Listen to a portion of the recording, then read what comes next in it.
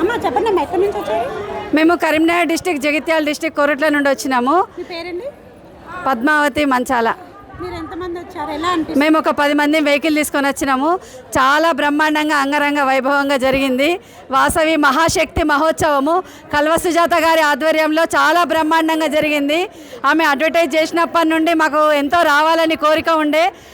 మేము కొరుట్లలో కూడా వాసవి మాత పారాయణము ప్రతి ఇంటింటా చేస్తాము.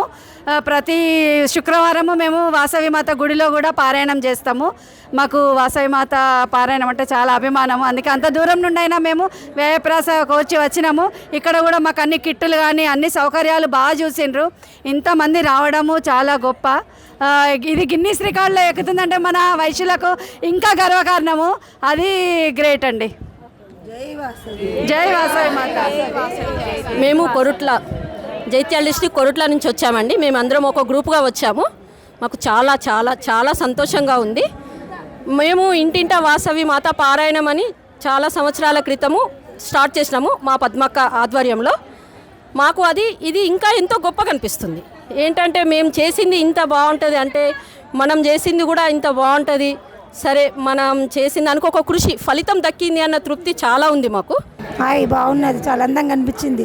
ఎక్కడ చూసినాం, ఇక్కడ చాలా మంచిగా ఉంది. అంతే చాలు.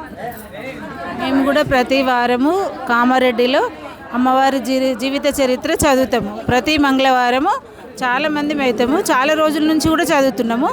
మాకు చాలా మంచిగా అనిపించింది. ఇక్కడ కూడా చాలా ఆనందమైంది. ఇంతమందితో చేసిరు కాబట్టి చాలా సంతోషం అనిపిస్తుంది. మేము కూడా కంటిన్యూ చేస్తాం. కామారెడ్డిలో ప్రతి పారాయణం చేస్తాము.